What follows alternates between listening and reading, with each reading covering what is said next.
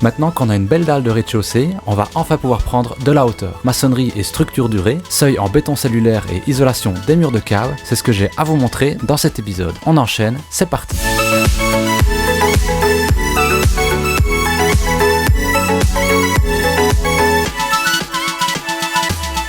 Bon, on n'enchaîne pas vraiment car la météo capricieuse nous rattrape. Difficile à croire qu'on avait 25 degrés la semaine juste avant.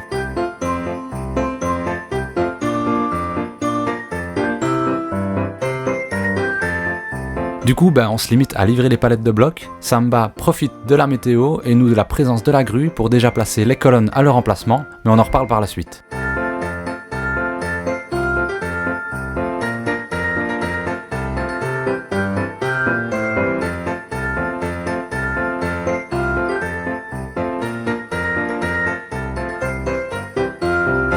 Bon, la suite. Ça m'a l'air droit. Et là, on m'entend? Oui.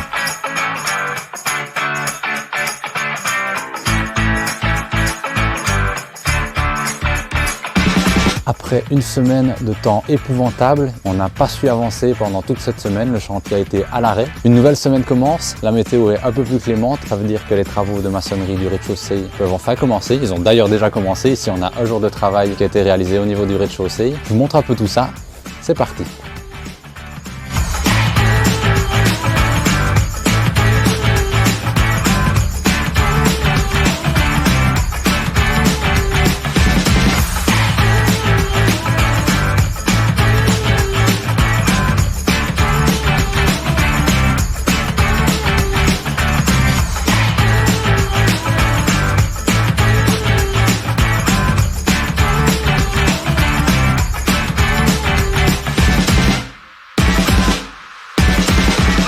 Donc ici au niveau des maçonneries de rez-de-chaussée, ça va être comme au niveau des caves, c'est une maçonnerie en bloc de béton creux. La seule différence ici, c'est que les blocs qu'on va utiliser, c'est des blocs de 19 cm. À la cave, on avait des blocs de 39 cm pour les murs contre terre. Dans une maçonnerie hors terre, on ne fait jamais ça, on utilise toujours des blocs de 14, soit de 19. On utilise aussi des blocs de 9 cm, mais ce sont pour des cloisons non portantes.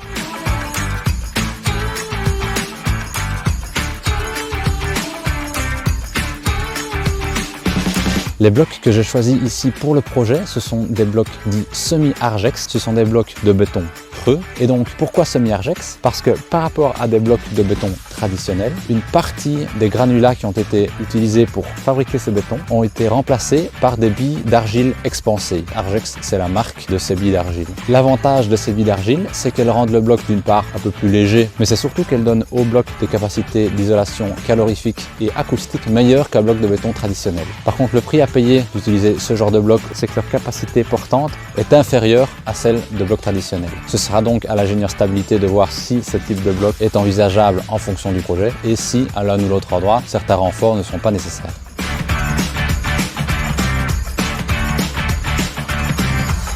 En parlant de renfort, on en a un beau ici à côté de moi. J'ai en effet à plusieurs endroits du rez-de-chaussée des colonnes en béton qui serviront à reprendre les charges importantes des poutrelles métalliques qui seront placées dans le plancher de l'étage au-dessus. Car en effet, avec la charge importante qui va être reprise au niveau des appuis des poutrelles, cette charge ne pourrait pas être reprise directement par la maçonnerie en bloc semi-argex. C'est pourquoi j'ai décidé de placer à ces endroits-là des colonnes en béton. Ah oui, en Belgique on appelle ça des colonnes. En France, le terme exact c'est poteau. Pour la petite anecdote, cette différence est citée dans chaque annexe nationale belge des normes européennes de dimensionnement. Et ce serait trop simple si c'était la seule exception. Comment est-ce qu'on appelle ça aussi? Un essuie, c'est ça? Non, peut-être. Allez, la suite.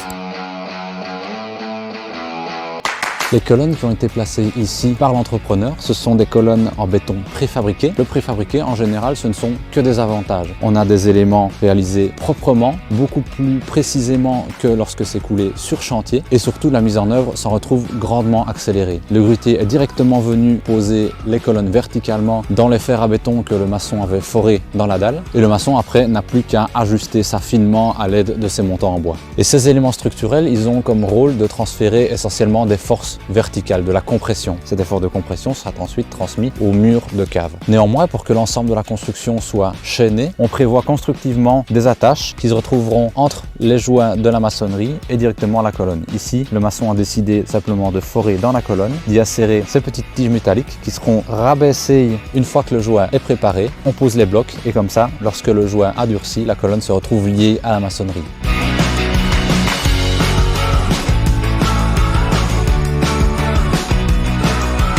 Là, je suis dans mon salon. Avec un peu d'imagination, là, je suis dans ma cuisine. Et là, je suis dans mon bureau.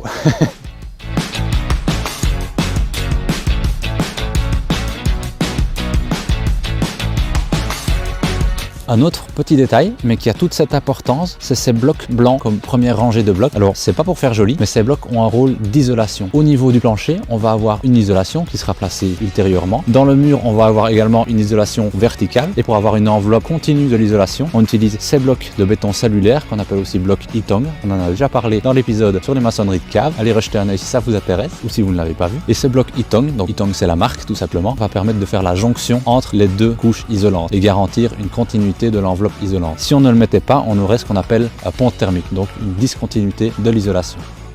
Et au niveau des baies vitrées allant jusqu'au niveau du plancher, comme on ne connaît pas encore exactement la dimension des châssis, on mettra cette rangée de blocs plus tard, tout simplement. Une autre petite particularité dans mon projet, c'est ce genre de truc. Alors qu'est-ce que c'est? Pour tous les équipements en eau, que ce soit eau chaude, eau froide ou l'eau qui servira pour le chauffage sol, on va avoir des collecteurs, donc des éléments de plomberie qui vont servir à ramener tous les tuyaux au même endroit. Et afin que ces collecteurs soient encastrés dans les murs, j'ai prévu à certains endroits de la maison des niches, comme on voit ici, où on a plus ou moins 10 cm d'épaisseur dans laquelle je pourrais faire placer ces collecteurs et ainsi ils ne seront pas dans le chemin. Pour réaliser ces niches, on place simplement un prélateau de 6 cm qui va servir à retenir le poids de la maçonnerie au-dessus, et au niveau de la maçonnerie de la niche, on a simplement des blocs de 9 cm au lieu d'avoir des blocs de 19 cm.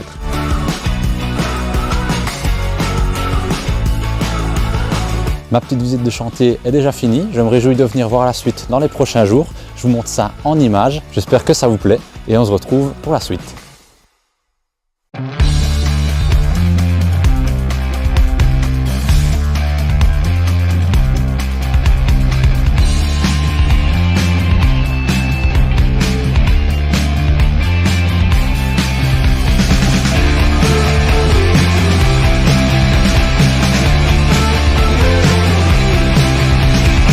Petit détail d'exécution, les colonnes sont commandées plus longues que sur les plans et recoupées ensuite sur chantier aux dimensions exactes. C'est comme chez le coiffeur, vaut mieux trop long que trop court. Et les murs du vide ventilé reçoivent la même étanchéité que les murs de cave. Si ça vous intéresse, je vous renvoie vers l'épisode précédent où je parle des matériaux utilisés.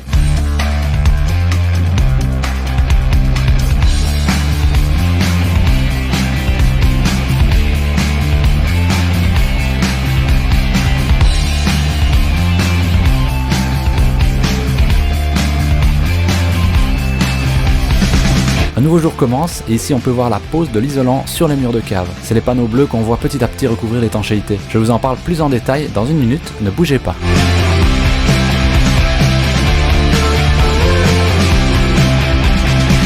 Voilà maintenant 4 jours que les travaux ont repris sur le chantier. On a un beau soleil. J'en profite d'ailleurs pour vous montrer un petit peu comment ça avance. Venez avec moi.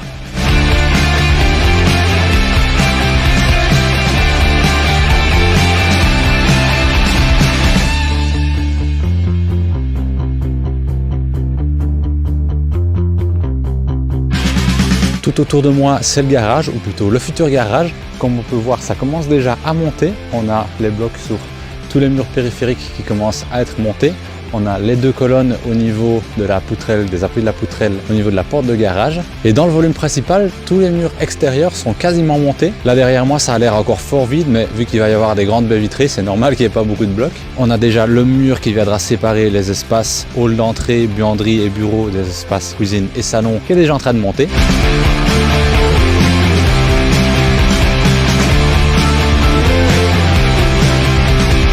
Et maintenant, le bureau, il commence tout doucement à ressembler à une pièce. Et surtout, l'isolation des murs de cave a été installée, donc on va aller jeter un petit coup d'œil là-dessous.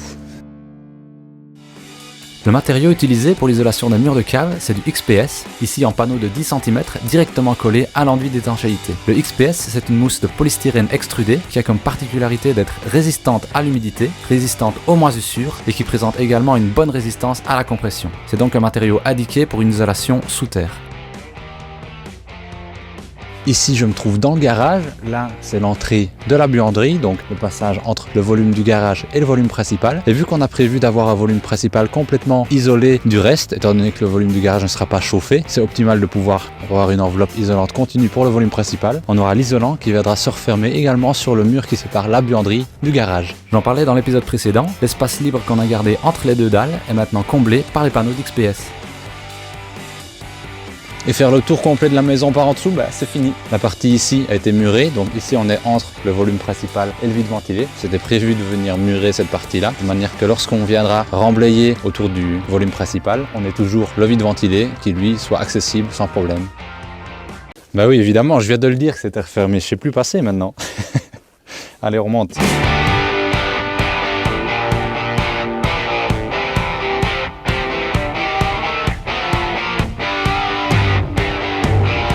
Allez, on redescend encore une fois, mais cette fois dans les caves pour voir tout ça de l'intérieur.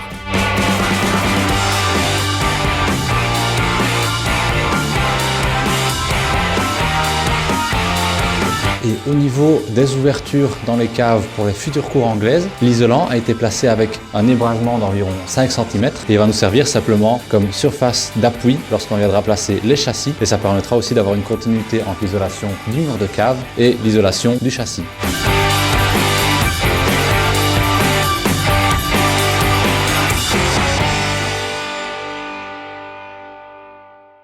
Voilà, cet épisode touche à sa fin. Merci d'être resté jusqu'ici. Si vous avez des questions, je vous réponds dans l'espace commentaire. Et pour la suite, c'est dans le prochain épisode. Salut!